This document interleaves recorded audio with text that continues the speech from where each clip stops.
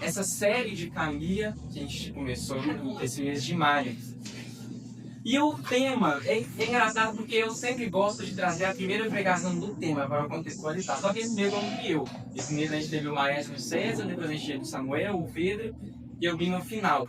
Mas o tema em si, o nome é Família, uma instituição moldada pela juventude. Família, uma instituição moldada pela juventude. Por que eu escolhi esse título? Porque eu acredito que a família, enquanto instituição, ela é formada por nós enquanto jovens. Todo o nosso entendimento de família, que é construído na nossa juventude, vai ser um entendimento que vai reger a nossa própria família no futuro. Então, se a sociedade tem uma visão deturpada de família, obviamente as famílias se tornarão deturpadas. Mas se nós, enquanto jovens, tivermos uma mentalidade, um entendimento de família voltado para Cristo, então nossas famílias serão famílias cristãs. Amém? E hoje a gente vai falar qual que é o propósito da família cristã no mundo. A gente sabe que nós estamos no mundo enquanto família, cada um aqui tem a sua família, mas qual é o propósito dela? Uma família cristã. E para isso, a gente precisa primeiro relembrar o que a gente conversou durante esse mês. Então, no dia 3, o maestro César veio aqui e ele falou sobre o que a Bíblia diz sobre família. E ele nos trouxe alguns lembretes e alguns ensinamentos. Ele falou assim que a gente tem que agir de forma intencional para a gente poder alcançar e formar nossa própria família. Ele lembrou para a gente que a família, que o casamento ele é um dom de Deus e que ele é bom. Por mais que as pessoas digam que o casamento não é bom, ele é bom. O maestro também relembrou a gente que o casamento ele visa a criação de filhos, a geração de filhos. E por fim, ele trouxe um ensinamento também para os solteiros. Então ele teve um período para os namorados, são noivos, depois um momento para os solteiros. E ele falou sobre nós nos prepararmos para o casamento. Então, andar para pessoas que almejam o casamento, conversar sobre casamento, agir com uma forma intencional mesmo. Depois disso, no dia 10, Samuelzinho estava aqui. Ele estava até passando um pouco de mal, ficou sentado, mas ele trouxe a palavra. E ele falou sobre a nossa família espiritual, como que o jovem cristão se relaciona com a família espiritual, ou seja, a igreja local. E aí a gente aprendeu em Samuel que Deus nos colocou na nossa igreja local para a gente possa florescer, para que a gente possa dar frutos, para que a gente possa ser útil para o reino de Deus. Ele lembrou a gente que, na verdade, ele fez um paralelo, né? Assim como um trem, ele anda no trilho para chegar no destino, assim o cristão ele tem que estar no trilho da caminhada para chegar ao destino. E esse trilho, ele só é ensinado pela igreja. Foi isso que Samuel nos ensinou. Então, quando o jovem cristão está na igreja, ele está servindo, ele está com seus irmãos, então ele tem um caminho para ir. Ele tem um caminho já traçado para seguir. E o próprio trilho, a própria igreja, ela meio que blinda o jovem de vários problemas que outros jovens passam lá fora. Então, às vezes, um jovem que não é cristão, que não tem com quem contar, ele está passando por um tipo de sofrimento, um tipo de tristeza sozinho. Enquanto o poder está na igreja, ele tem a companhia de seus irmãos, ele tem um pastor, ele tem alguém que vai auxiliá-lo. Depois disso, no dia 17, já no sábado passado, o Pedro ele trouxe para a gente sobre agora a família biológica. Então, o maestro falou sobre a família, sobre o casamento, perdão, o casamento. Depois o Samuel falou sobre a família espiritual e então o Pedro ele falou sobre a família biológica. Por que nós estamos na família que nós estamos? Por que Deus nos colocou na nossa família? Então nós aprendemos que essa família que nós nascemos, Deus nos colocou de forma específica. A gente aprendeu que a gente está na casa certa, no momento certo, e que nós somos chamados a ser sal e luz onde nós estamos. A gente aprendeu que enquanto a gente estiver na nossa casa, na nossa família, nós temos que resolver os problemas. Nós somos chamados a ser resolvedores de problemas, não pessoas que vão trazer mais problemas para a nossa família. E por fim, a gente compreendeu que dentro da nossa casa, a gente tem que fazer a diferença para poder transformar a nossa casa, para que a nossa casa transforme a sociedade. Então a mudança ela começa dentro, no âmbito familiar, e depois ela se estende para o âmbito coletivo, da sociedade. Então, por fim, a gente chega hoje na última lição, em que nós vamos falar qual é o propósito da família no mundo. Para a gente iniciar, eu gostaria que todo mundo abrisse comigo em Mateus 1, a partir do versículo 1.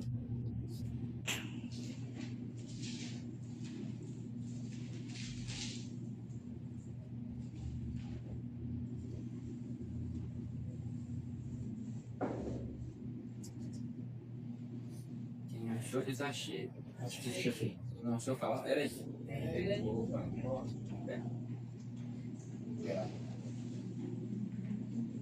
Mateus 1. A gente vai ler do versículo 1 até o 16, mas permaneça com a Bíblia aberta ou bloqueada, a gente vai percorrer outros textos também. Diz o seguinte, eu estou lendo na versão nova Almeida atualizada, então se tiver alguma divergência, são só algumas palavras. Livro da genealogia de Jesus Cristo, filho de Davi, filho de Abraão. Abraão gerou Isaque, Isaque gerou Jacó, Jacó gerou Judá e seus irmãos. Judá gerou Pérez e Zera, cuja mãe foi Tamar. Pérez gerou Esrom, Esrom gerou Arão. Arão gerou Aminadab, Aminadab gerou Nasson, Nasson gerou Salmão. Salmão gerou Boaz, cuja mãe foi Raabe. Boaz gerou Obed, cuja mãe foi Ruth, e Obed gerou Jessé. Jessé gerou o rei Davi, e o rei Davi gerou Salomão, cuja mãe foi aquela que tinha sido mulher de Urias. Salomão gerou Roboão, Roboão gerou Abias, Abias gerou Asa. Asa gerou Josafá, Josafá gerou Jorão, Jorão gerou Uzias. Uzias gerou Jotão, Jotão gerou Acás. Acás gerou Ezequias, Ezequias gerou Manassés, Manassés gerou Amon, Amon gerou Josias. Josias gerou Jeconias e seus irmãos, no tempo do exílio na Babilônia. Depois do exílio na Babilônia, Jeconias gerou Salatiel, Salatiel gerou Zorobabel. Zorobabel gerou Abiúde, Abiúde gerou Eliaquim, Eliaquim gerou Azor. Azor gerou Sadoc, Sadoc gerou Aquim, Aquim gerou Eliúde, Eliúde gerou Eleazar, Eleazar gerou Matã, Matã gerou Jacó. E Jacó gerou José, marido de Maria, da qual nasceu Jesus, que se chama Cristo. Todo mundo faz assim agora. Gente, é um texto longo. E eu já vou adiantar para vocês que esse texto não vai ser a base da pregação, mas esse texto é um ótimo exemplo do que nós vamos tratar hoje. Todo mundo, quando lê a Bíblia, dá de cara com essas genealogias gigantes. Esses meses eu tô lendo Reis, Crônicas e Crônicas, eu para trás, né? Esses para trás. E é muita genealogia, muitos nomes difíceis de ler, e a gente tende a pular essas genealogias. E eu não vou perguntar que eu já fiz isso, mas eu assumo que eu já fiz. Eu já bebi, já pulei as genealogias. Mas quando a gente faz isso, a gente está desprezando algo que é preciosíssimo. Algo muito precioso, são as famílias. A gente pode ver nesses vários nomes aqui que nós lemos que Deus, ele age através da história, através de famílias.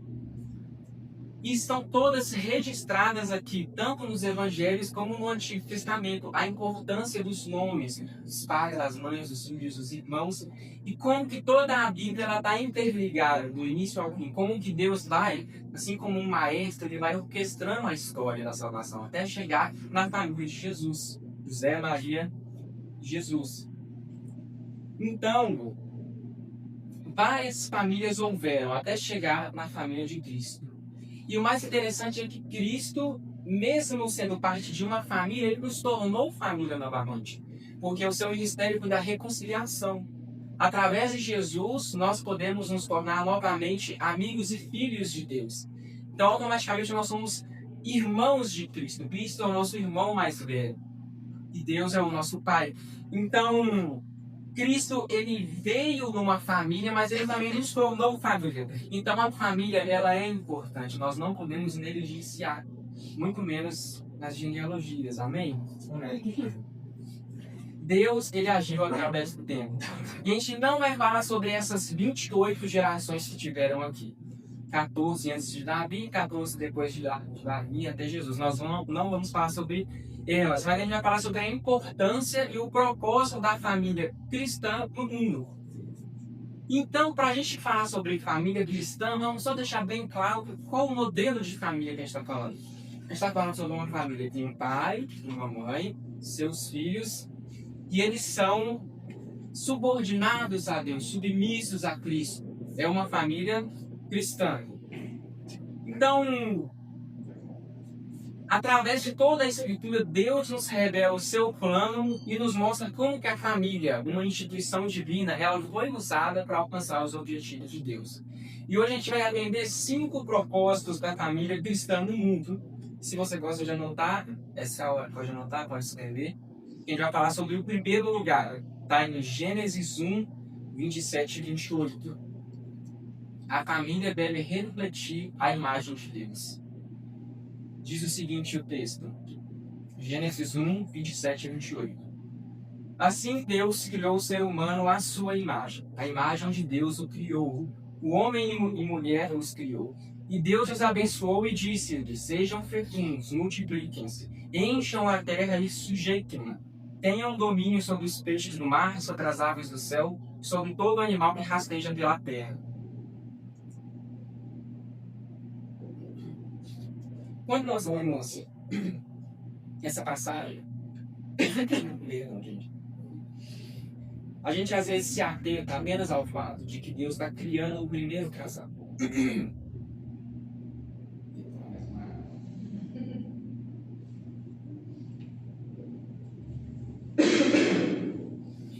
Mas essa passagem, Deus está criando, na verdade, a primeira família. É engraçado porque, no início de tudo, Deus ele já pensava na família e no seu propósito. Deus ele criou a família em unidade.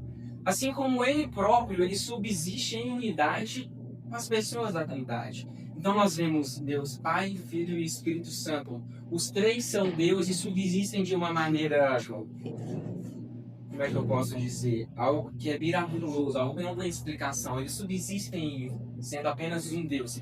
E da mesma maneira, Deus imputou esse tipo de característica também na família. Então, quando o homem e a mulher eles são criados por Deus, Adão e Eva, eles são criados em unidade, porque Deus está refletindo a sua unidade neles. Deus, ele criou a família para refletir a sua imagem. Em unidade, Deus existe. Em unidade foi feita a família. Deus, ele possui o dom da criação. Ele criou o ser humano, ele criou os céus e a terra. E Deus também colocou esse dom no ser humano, onde o ser humano consegue gerar uma vida e também criá-la. Deus, ele possui domínio sobre toda a sua obra, sobre toda a sua criação. Nós sabemos aqui que Deus outorgou esse domínio também à humanidade, sobre a natureza e sobre a criação. Então, em todos os detalhes, a família ela foi construída e pensada para ser como Deus, como seu Criador, possuindo as características que ele possui. Mas, mais do que refletir a imagem de Deus e a sua semelhança, o seu domínio e tudo mais, nós também somos chamados, enquanto famílias, a refletir o amor e o cuidado de Deus. Deus, quando ele cria todas as coisas, ele diz que tudo é bom. Então a família, como chamada por Cristo para ser como Deus, ela tem que ver a bondade nas coisas ao seu redor. Assim como Deus viu que tudo era bom. Hoje em dia, graças a muitos casamentos frustrados, relações que a gente vê são voltadas ao comércio mesmo, eu dou, você devolve. A gente vê muitas pessoas dizendo que o casamento é algo ultrapassado, que é algo desnecessário, que é uma perda de tempo. Mas Deus ele não enxerga dessa forma. Deus, ele nos mostra que a família ela é essencial para a manutenção e a estabilidade de todo o planeta. Quando a gente fala, por exemplo, de governos, a gente está falando de famílias. Muitos governantes e políticos estão na política há várias décadas, são famílias. Quando a gente fala de trabalho, lá no nosso trabalho, a gente está falando sobre famílias. Nosso chefe tem trabalho, nosso chefe tem uma família, nossos amigos têm família, assim, Quando a gente vem para a igreja no domingo, a gente vê que a igreja é constituída de famílias. Então, todas as esferas da sociedade são feitas de famílias. Mas por que, então, que a sociedade está em colapso, sendo que ela é constituída de famílias? Por que será? Se a família é uma criação de Deus, é uma instituição de Deus boa, criada por Ele, Deus viu que era bom, por que ela está em falência na nossa sociedade? As pessoas não veem mais a família como algo necessário. E por conta disso, a sociedade caminha para a ruína. A gente pode presenciar isso diariamente. Hoje em dia, a mortalidade está em alta. A natalidade está em baixa. Hoje em dia, existem muitos pais de pet, mas ninguém quer adotar uma criança. Hoje em dia, a gente vê bebês de plástico sendo cuidados. E muitas mulheres estão abortando seus pets nas clínicas, algumas autorizadas para o Brasil e outras clandestinas no Brasil. A gente vê como que a sociedade virou de cabeça para baixo, porque as pessoas não estão enxergando mais a família como algo essencial. É isso que acontece quando a sociedade se distancia de Deus e, em altivez e orgulho, negligencia o seu Criador. A gente não pode se enganar. Não dá tudo ok, não tá. Nossa sociedade ela só vai ficar estável novamente quando ela se render aos pés de Jesus, nosso único Deus. Porque as modas, elas são passageiras. Obrigatoriamente. Os bebês de plástico, eles são passageiros. É uma moda que vem daqui a pouco vai. Animaizinhos de estimação, por mais fofinhos que eles sejam, eles são passageiros. Novas formas de relacionamento, de enxergar a sexualidade, são passageiros. Mas a família é uma instituição eterna. É algo criado pelo próprio Deus desde a eternidade que para a eternidade. Afinal, quando estiver com Deus no paraíso, seremos uma única família. Então, foi através da família que a humanidade nasceu. Foi através da família que a humanidade foi salva do dilúvio. Foi através da família que a linhagem do rei Davi nasceu. E foi através de uma família que Jesus Cristo nasceu. Ele veio nos libertar. Então é tempo de nós novamente alinharmos o nosso conceito de família com o conceito de Deus. Não é tempo de a gente se apegar a modas, a coisas passageiras, a constituições passageiras que vêm e que vão, que mudam. É tempo da gente voltar à palavra. A palavra é a única que é sólida. A palavra é a única que há mais de 2000 anos continua a mesma e ela não muda. Ainda é capaz de transformar vidas. Então, somente em Cristo, na sua palavra, nós podemos encontrar esse fundamento, essa certeza das nossas convicções. Amém? Segundo ponto, o segundo propósito da família. A família deve ser um lugar de ensino e discipulado. Deuteronômio 6 vai dizer o seguinte. Deuteronômio 6.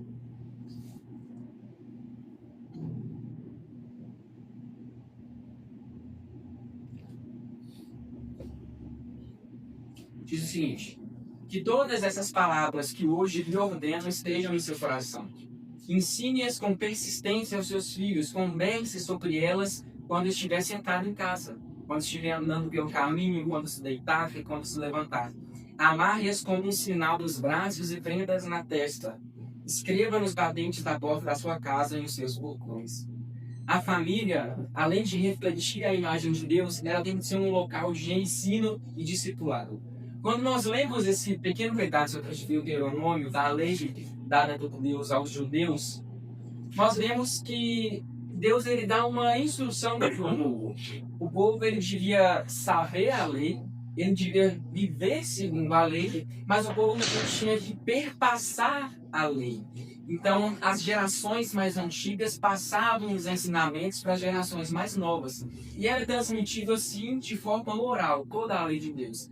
Até que Deus escolhe Moisés e entrega para ele a lei por escrito, nas tábuas, os 10 mandamentos, escritos pelo dedo de Deus. Então, esse ensinamento, por mais que seja a lei dada aos judeus, também é dado para nós. nós, enquanto famílias cristãs, nós devemos viver de acordo com a lei, mas também devemos passar essa lei para os nossos próximos. Então, talvez não para os nossos filhos, porque eu acredito que ninguém aqui ainda tenha filhos, mas para os nossos primos, nossos sobrinhos mais novos. A nova geração tem que ser impactada pelo Evangelho, assim como nós fomos impactados uma vez. Então, nós replicamos aquilo que nós aprendemos. Um bebezinho, por mais inocente que ele seja, se ele cresce numa família conturbada, violenta, as chances dele se tornar uma pessoa conturbada, violenta, é gigantesca. Se ele nasce numa família pacífica e tranquila, bem provável que ele também seja pacífico e tranquilo. Então, desde criança, nós já temos que ensinar para a próxima geração aquilo que nós aprendemos sobre Cristo. Mesmo nós sendo jovens, nós temos o poder de mudar os ambientes e transformar os locais onde nós estamos inseridos. E o desejo de Deus é que realmente nós sejamos transformadores de ambiente. A gente tem que tornar o ambiente onde nós estamos o mais próximo possível daquilo que Deus uma vez predeterminou. Então, se no Jardim do Éden havia paz, tranquilidade e comunhão com Deus, assim deve ser nossos lares. Um local de paz, tranquilidade e comunhão com Deus. A lei ela ensina também que todos os momentos nós devemos tê-la nos lares, meditar nela, nunca esquecer os preceitos de Deus. Infelizmente, hoje em dia, a nova geração, os jovens, as crianças, eles não estão mais honrando os legados daqueles que vieram antes. Então, vou dar só um exemplo. Eu tenho uma afilhada de 4 anos. Eu quis ensinar para ela como é que entra no YouTube, mas ela já sabe. E ela falou, assim é mais rápido. E mexeu lá, velho. Ou seja, desde pequenininho eles já aprendem que não. E eu sei como é que faz, não preciso que você me ensine. Essa geração, ela já vem desde pequenininha em submissos prepotentes. Isso é fruto do pecado. Fruto de pessoas que não vivem seguindo o que Deus ensina. Pois se nós vivemos de acordo com o que é instruído na Bíblia, nós vamos ter ensinamento, a gente vai ter aplicação para todas as áreas da nossa vida. A vontade de Deus, então, é que as nossas famílias elas sejam fortes, saudáveis, mas que elas estejam alicerçadas aos preceitos da palavra.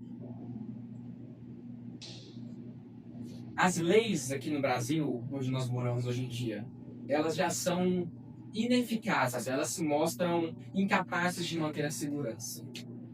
As leis da ONU, por exemplo, não conseguem mais garantir a segurança internacional. A gente tem guerra para todo lado hoje em dia.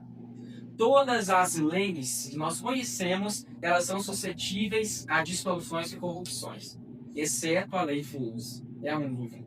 As pessoas se corrompem, mas ninguém consegue alterar a lei de Deus. Ela está aqui, há mais de 2.000 anos escrita e continua a mesma. Ela é infalível, não falha no seu objetivo. Então, quando as famílias estão alicerçadas na palavra de Deus, não em ideologias e formas de se construir uma família, então existe sim essa paz e essa transformação que acontece. Amém? Amém. Glória a Deus. Em terceiro lugar, a família ela deve ser um lugar de amor, cuidado e serviço. Eu vou ler alguns trechos aqui, que são versículos separados, mas eles se encontram em Efésios 5 e 6. Efésios 5, 21 diz o seguinte: sujeitem-se uns aos outros no temor de Cristo. Efésios 5, 22 vai dizer: esposas, que cada uma de vocês se sujeite ao seu próprio marido, como ao Senhor. No versículo 25 vai dizer o seguinte: maridos, que cada um de vocês ame a sua esposa, como também Cristo amou a igreja e se entregou por ela. E por fim, no capítulo 6, versículo 1 vai dizer: filhos, obedeçam aos seus pais ao Senhor, porque isso é justo. Então, nós já entendemos que a família ela tem que refletir a imagem de Deus. A gente já aprendeu que a família ela tem que ser um local de ensino e discipulado, mas também é necessário a gente aprender algo mais que a família é chamada para ser. A família é chamada para ser um local de amor, cuidado e por serviço. Então, quando nós lemos aqui na carta de Paulo aos Efésios, nesse capítulo 5 e 6, a gente pode ver que Deus deixa bem claro, através do que Paulo diz, a função de cada um dentro da família. ele fala sobre o marido, a esposa e os filhos. Então, essas funções, elas têm como objetivo o pleno funcionamento da família, o cumprimento do seu dever. As esposas, elas devem ser submissas ao seu esposo, assim como ao próprio Deus. É o que diz no capítulo 5, verso 21. Quando a esposa ela é submissa ao seu esposo, ela entende a autoridade que foi otorgada por Deus ao seu marido. E não só entende essa autoridade, mas ela demonstra confiança tanto no marido como no próprio Deus. Designou ele. A gente sabe hoje em dia que, infelizmente, muitos esposos não são bons esposos. E aí fica uma palavra direcionada para as mulheres, para escolher com bastante cuidado. Para saber escolher bem a pessoa que está ao seu lado. Ver se esse rapaz, esse varão, está alicerçado na palavra de Deus. Se ele já sabe o que é ser um homem segundo o coração. Quando a gente tiver cursos de homens, chega na Priscila, assim, Priscila, tal pessoa fez a inscrição no curso de homens. Vocês vão saber se é homem.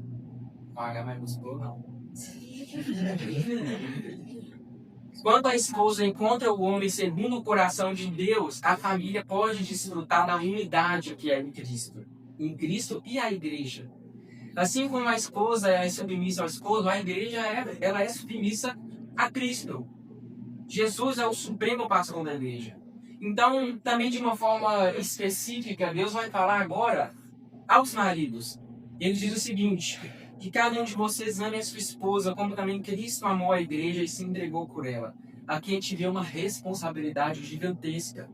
Uma responsabilidade que é exclusiva do marido. A função do marido é ser como Jesus. Jesus ele não apenas amou a sua noiva, a igreja, mas ele deu a própria vida por ela. Qual foi o objetivo de Deus de dar a sua vida pela igreja? De aproximar a igreja novamente de Deus. Então, o marido, vocês que estão namorando aqui, que em breve estarão, a função do marido é se entregar pela esposa e torná-la mais próxima de Deus.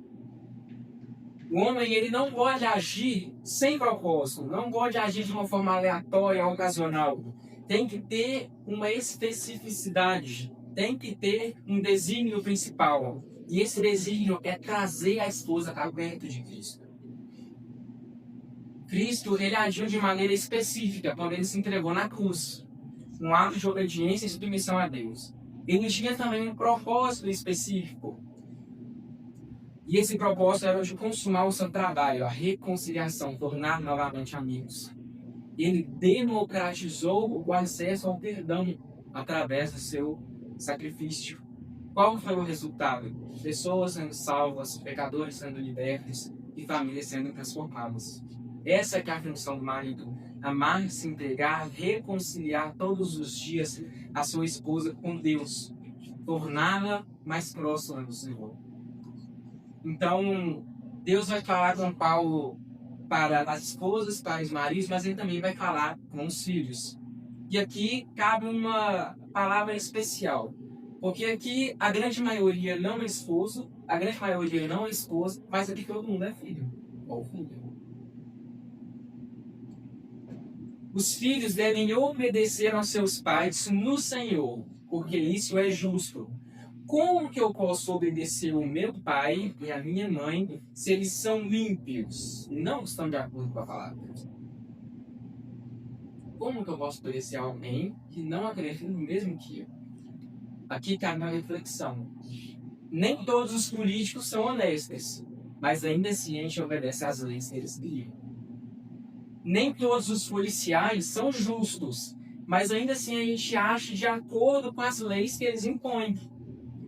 Se nós obedecemos às autoridades que nem sequer a gente conhece, imagina o nosso pai e a nossa mãe que estão todos os dias conosco.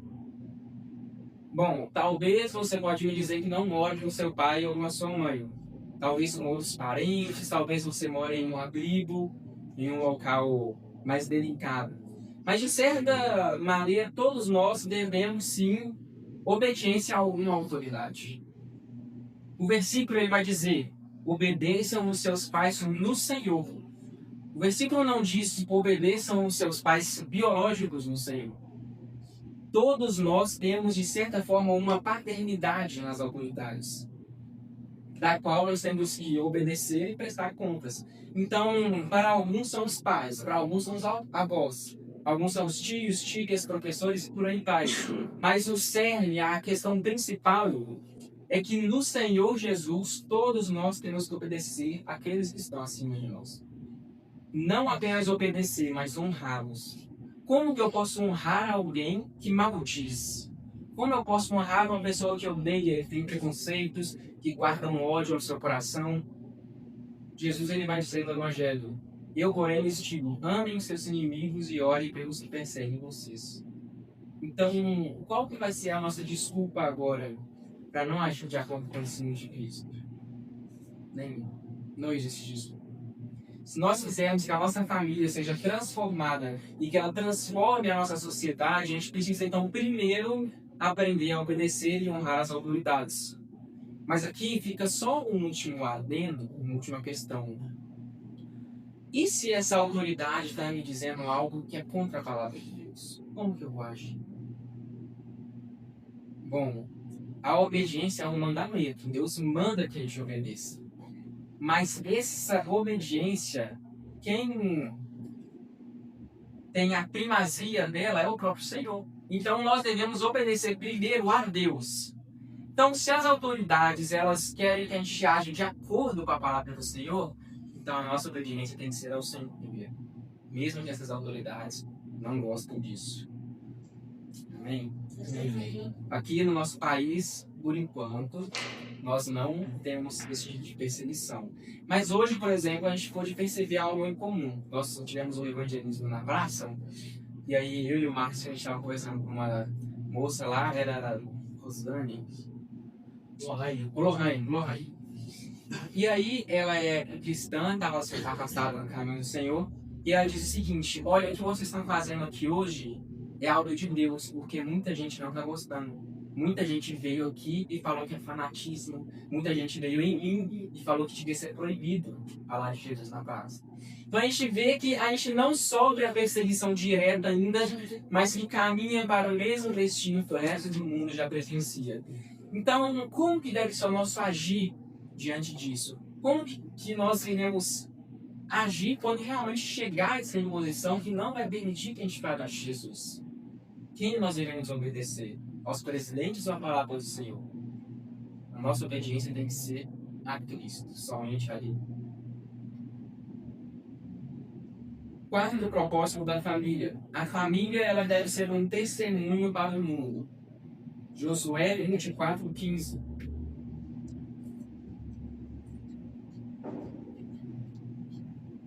Josué 24:15 vai dizer o seguinte: mas, se vocês não quiserem servir o Senhor, escolham hoje a quem vão servir. Se aos deuses a quem os pais de vocês serviram do outro lado do rio Eufrates, ou os deuses dos amorreus em cuja terra vocês estão morando. Mas eu e a minha casa serviremos ao Senhor. Então, até o momento a gente aprendeu que a família é o reflexo da imagem de Deus. A gente aprendeu que a família tem que ser um local de ensino, discipulado, um local de amor, cuidado, mas a família ela também tem que ser um testemunho comum. Quando a gente lê a história de Josué, a gente vê um cenário caótico. Porque o povo que outrora era o povo do Senhor, agora estava, eu não vou usar o termo desviado, mas estava longe dos caminhos do Senhor. Moisés foi escolhido para trazer a lei para o povo. Moisés havia morrido. O sucessor de Moisés era Josué. E as pessoas não estavam botando fé em Josué. E por causa disso eles começaram a dar as costas para Deus e a adorar os outros deuses que viviam naquela região. Então, a gente pode ver que é um cenário bem parecido com o nosso hoje em dia. Um mundo que antes era aceso pela chama do Evangelho, que as pessoas iam mesmo e faziam, hoje em dia está recuando, está virando as costas para Deus. Países em que eram majoritariamente países cristãos, hoje em dia estão transformando as suas igrejas em boates, em academias, em escolas. O cenário é o mesmo, é exatamente o mesmo. E Deus nos chama para nós sermos semelhantes a Josué. Josué, ele, enquanto sucessor de Moisés, ele agiu com ousadia, com determinação. Ele expôs a verdade para o povo e ele fez um apelo para o povo. Josué não queria ver o povo sofrendo, o povo morrendo, por estar longe de Deus. Josué foi movido por esse propósito de tornar o povo novamente puro. Ele convoca o povo para montar os caminhos do Senhor. O propósito da nossa família é ser como a família de Josué. Uma família que, mesmo diante de corrupção moral, de corrupção ética, de idolatria, não deu as costas para o caminho, mas falou: eu e a minha casa serviremos ao Senhor. Enquanto famílias cristãs, nós não podemos nos deixar ser movidos por filosofias deste mundo, por formas de enxergar a nossa sociedade que quase de uma maneira ditatorial fala o que é certo, o que é errado, o que pode e o que não pode. Não. A gente tem que estar com o nosso posicionamento na palavra, assim como Josué. Josué, ele não cogitou apenas estar em Cristo, mas ele falou que, ele afirmou que ele e a sua família serviriam ao Senhor. Será que nós temos tido atitudes como a de Josué, que se posicionou diante de todos? Ou será que a gente tem agido como muitos, levados para lá e para cá, qualquer tipo de vento de doutrina? É interessante porque o povo de Israel, quando Josué se posicionou, eles também se posicionaram. Então, quando Josué disse: eu e a minha casa serviremos ao Senhor, o povo falou: nós também queremos servir ao Senhor. Quando a família ela decide com fé, ousadia, estar no caminho de Cristo, então ela consegue influenciar toda a sociedade. As pessoas veem o reflexo de Deus e falam: nós também queremos ser assim. Se na minha casa há brigas e discórdias, porque não temos Jesus, mas na casa dele tem paz e alegria, porque eles têm Jesus, eu também quero. É lógico. Então, assim como Josué, a gente tem que agir dessa maneira, para podermos sim influenciar as pessoas que estão à nossa volta. Amém? Amém. E a gente chega então para o último propósito da família cristã. A família, ela deve fazer parte do plano da redenção. Gênesis 12 vai dizer o seguinte: o Senhor disse a Abraão: saia da tua terra, da sua parentela e da casa do seu pai, e vá para a terra que eu irei te mostrar. Farei de você uma grande nação, eu o abençoarei e engrandecerei o seu nome, você será uma bênção. Abençoarei aqueles que o abençoarem, e amaldiçoarei aqueles que o amaldiçoarem. Em você serão benditas todas as famílias da terra. Quando nós lemos as histórias bíblicas, agora a gente fica mais claro ainda como Deus usou famílias para transformar e para chegar aos seus objetivos. Uma vez que Cristo ele ressuscitou, ele deixa agora um novo mandamento para a gente, uma grande comissão: ide e fazer discípulos. Essa ordenança é uma ordenança individual, pessoal, mas ela não é só isso. Ela é também uma ordenança coletiva. Quando nós nos pertencemos a uma família, é uma obrigação nossa, enquanto família, conhecer a Deus e também fazê-lo conhecido. Abraão, quando ele recebe essa ordem de Deus para ir para a terra prometida, ele não recebe apenas uma ordem, mas ele recebe também uma garantia. Deus diz: todas as famílias da terra serão benditas através de você. Quando a nossa família decide obedecer a Deus, falar do seu nome, falar do seu amor, da sua esperança, então muitas pessoas são abençoadas através do nosso agir. O querer de Deus é que nós sejamos influenciadores do reino. Esposos, esposas, filhos e filhas, dispostos a irem em conformidade, em unidade, em direção ao mesmo alvo, de espalhar as boas novas do Evangelho. Amém? Amém. 3 aplicações práticas para a gente encerrar. Primeira aplicação: devemos estabelecer uma rotina espiritual no nosso lar. Então, se você não tem costume de fazer isso, faça em família. Se sua família não faz, faça você, mas faça de uma maneira visível. Leia a Bíblia na sala, para que a sua família veja que você está lendo a Bíblia e se sinta influenciada para isso. Eu virei casado aqui 2 semanas. E aí eu encontrei lá no apartamento que a gente estava reformando um objeto de madeira que serve para colocar a Bíblia. Eu falei, a gente vai usar isso aqui todo dia quando a gente for fazer o devocional. Estabeleça marcos, estabeleça momentos específicos para buscar o Senhor, mas de forma que você seja abençoado, mas também abençoe outras pessoas. Talvez na sua casa você não consegue, mas na sua faculdade você consegue. Na faculdade você consegue ter uma célula no momento, você consegue reunir pessoas que estão precisando escutar de Jesus. Devemos estabelecer uma rotina espiritual. Segunda obrigação é, devemos transformar o lar em um ambiente de acolhimento. Então, a família, ela não apenas protege a si mesma do mundo, mas ela tem que servir ao mundo em amor. A partir do momento que a igreja, enquanto famílias locais, elas se posicionam em servir as pessoas bem no agir de Deus. Eu sempre gosto de falar que nós somos as mãos de Cristo na terra, nós somos os seus pés e a sua boca. Porque onde nós vamos, nós temos que falar de Cristo. Onde nós estamos, a gente tem que ser reconhecido pelas nossas boas ações. Porque é isso que Cristo fazia. Ele não apenas apontava para o erro, mas ele também mostrava a solução do erro.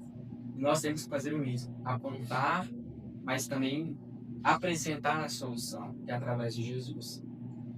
E por fim, a terceira aplicação.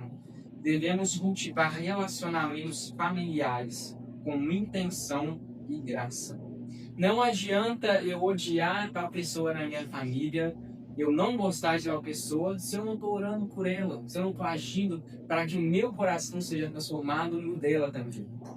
Então, se eu tenho uma desavença com meu pai, se eu tenho uma desavença com a minha mãe, eu não posso simplesmente ter uma desavença. Eu tenho que orar todos os dias, fazer o possível e o impossível para que eu possa me reconciliar com a pessoa. É isso que Cristo fez por nós. Jesus, ele veio e nos tornou amigos de Deus novamente. E por que nós não podemos ser amigos do nosso próximo, nosso pai, já te deixar? Amém? Amém. Vamos orar, galera?